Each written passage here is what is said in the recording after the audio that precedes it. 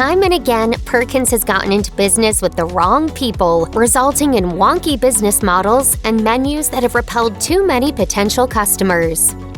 When Perkins merged with Marie Callender's in 2006, it was a big moment in the world of pies. At the time, Perkins had 500 units, while Marie Callender's had 138. It seemed like a match made in pastry heaven, but it just wasn't strong enough to withstand the barrage of financial troubles to come. Within 5 years, the number of Perkins cafes had fallen to 450, and Marie Callender's to 89. At this point, there was no option but Chapter 11 bankruptcy.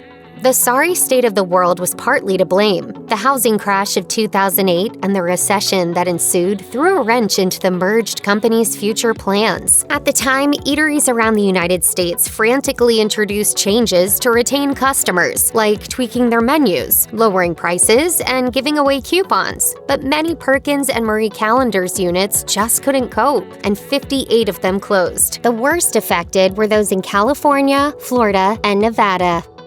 Perkins owes a lot to its franchises. As of 2019, 254 of its 369 stores were franchises. So it was a huge blow for the company when one of its biggest franchisees, the Pennsylvania-based Campbell Land Company, failed to pay royalty fees, transfer fees, and marketing fees that it owed to the chain. Perkins claimed that it tried to have a civilized conversation with the franchisee and resolve matters, but when that didn't work, they sued Campbell. Perkins demanded that Campbell shut down the 26 units that it had bought from the company in 2018. Also on the list of grievances were the allegations that Campbell didn't upgrade the restaurants and dared to sell pork chops to customers even though that wasn't part of Perkins's menu. Can you believe that? A temporary restraining order ruling in July 2019 banned Campbell from starting another restaurant within a 3-mile radius of any Perkins locations, or from using furniture, logos, or menus that would infringe on Perkins trademarks. The first time Perkins went bankrupt, it blamed the recession. A private firm called Wayzata Investment Partners scooped the company up from the dregs, but that didn't make for a happily ever after ending. Perkins lost all the money once more in just 8 years and filed for bankruptcy again in 2019. This time, they blamed a general lack of interest among customers toward family and casual dining industries. Jeffrey Warren, Perkins's chief executive at the time, said in a court filing, in addition to low customer traffic, the company was also struggling with rising commodity prices and rising minimum wages. Perkins and Marie Callender's had to close 32 underperforming stores, but Perkins was ultimately able to stay afloat thanks to a buyout by Huddle House for more than $50 million. However, for this deal to happen, Perkins had to split from Marie Callender's. A lot of restaurants seem to be restlessly innovating nowadays, but Perkins is slacking off, at least according to some of its franchisors. Between 2019 and 2020, as many as 7 Perkins locations shut down in Winnipeg, Canada. According to Roger Perron, who owned franchises in the area, a key reason for this was an outdated menu. Some menu items like the biscuits and gravy weren't exactly what Winnipeg locals were tempted to dine out for. What really chafed the franchisees was a lack of interest from the parent company to tweak the menu according to current trends and local tastes. So Perron and his fellow investors rebranded what used to be Perkins locations and introduced more vegetarian and gluten-free options in their menus to attract younger crowds. Albeit, that doesn't seem to be working. You kids don't know what you want. That's why you're still kids, 'cause you're stupid. For a chain that frets about not getting enough customers to dine in, a sprawling 6,000 square feet of space is a bit much. While restaurants across the country have shrunk, Perkins has just stared at its mostly empty seats. In 2021, the company appointed Peter Ortiz as their new Chief Development Officer, and he took aim at all that extra space. Ortiz determined that 4,100 square feet was the ideal size, especially with so many consumers heavily relying on carry-out anyway. He also decided that new restaurants would be designed to include pickup lockers and mobile order windows, with takeout and delivery in mind. With its new size prototype in place, Perkins will be able to accommodate about 200 customers, with 2,400 square feet for kitchen and serving areas. And reducing real estate should help lower construction costs, reduce operational costs, and ease expansion. Perkins should have probably woken up to all this sooner, but better late than never. With its pancakes, bacon strips, and hash browns, Perkins has long been beloved for its lip-smacking breakfast. In fact, it was originally the only meal of the day that it offered, before eventually expanding its menu to include lunch and dinner. Decades later, it's still seen as a neighborhood breakfast spot. As its chief development officer, Peter Ortiz, put it to FSR magazine, when people say Perkins, they think breakfast. But when the COVID-19 pandemic struck, Perkins saw its breakfast sales dip significantly. In fact, the breakfast restaurant industry as a whole was hit especially hard.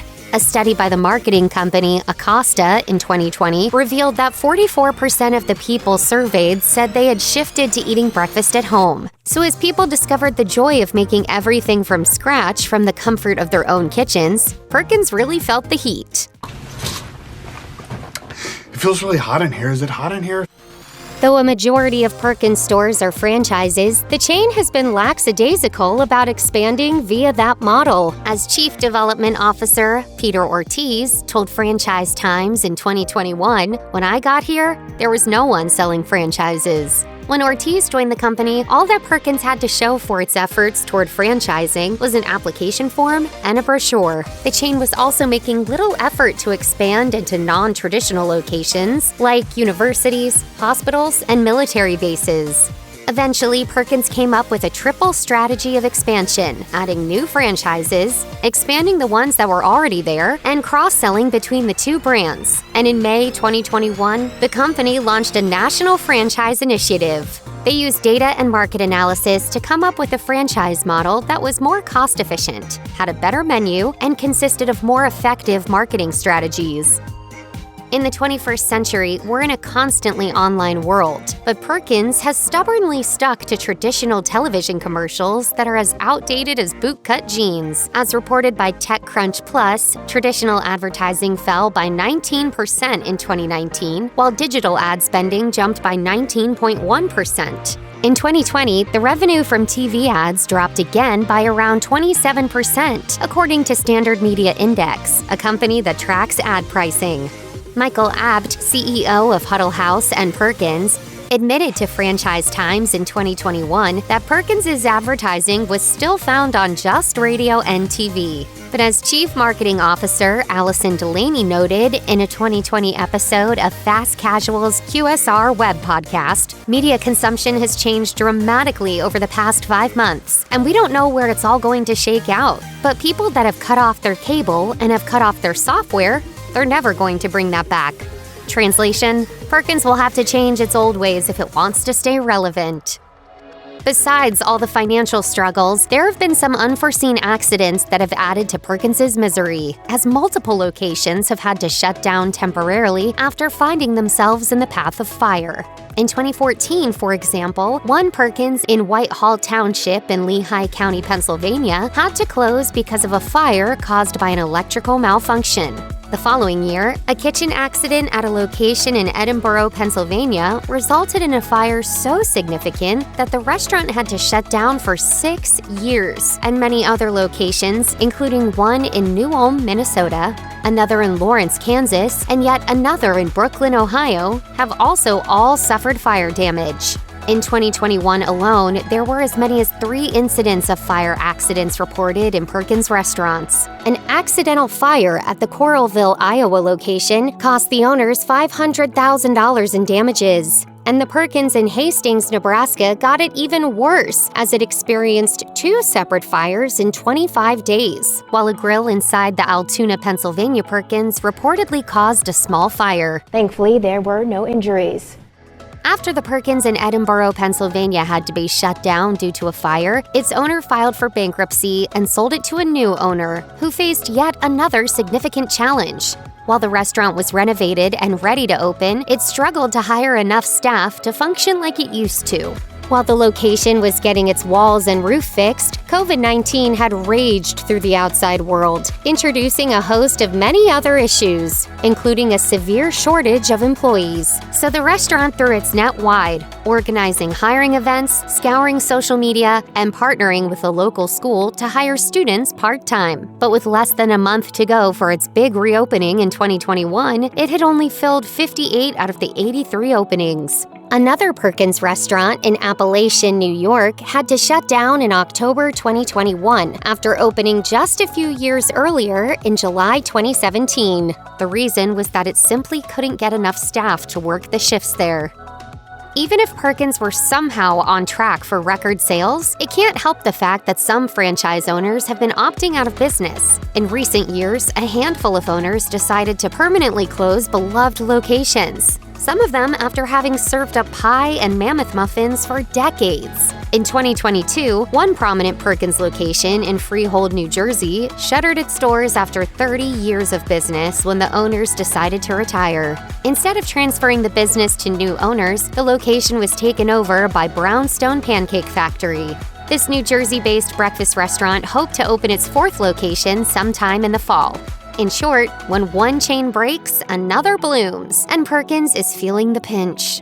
Another Perkins location in Maplewood, Minnesota suffered a similar fate. Owner Deborah Pedro shuttered the restaurant after 42 years of business when her franchise agreement expired. At the time it closed, only 2 people worked there, Pedro and a cook.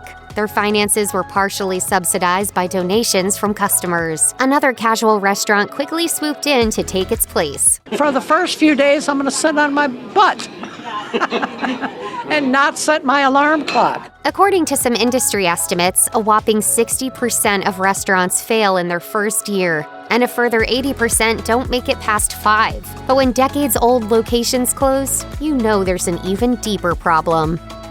Despite all these recent hurdles, Perkins is determined to claw its way back to financial security, one baked good and greasy strip of bacon at a time. With bankruptcy behind them, the company has huge plans to expand, not only physically across the country, but with modern dining options that focus on customer convenience. By May 2022, Perkins and its sister company Huddle House had reportedly inked 32 new franchise deals across 9 different states. The parent company, Ascent Hospitality Management, solved the issue of Perkins' underused, oversized locations by slimming each new restaurant down by around 1,000 square feet and opening smaller Huddle House restaurants in underserved markets. The company has also launched itself into the modern age of virtual food brands. First, it partnered for 2 ghost kitchen concepts, Mr. Beast Burger and Papa Corazon Quesadillas, which were integrated into more than 100 existing Perkins and Huddle House locations. Second, Perkins launched a bakery-only delivery concept called Bakery by Perkins on popular food delivery apps like DoorDash, Uber Eats, and Grubhub. Essentially, Perkins is now everywhere your phone is. But will it be enough to save the sinking ship? According to Chief Development Officer Peter Ortiz, the answer is a resounding yes. As he declared to FSR in May 2022, we're in the strongest position we've been in for several years.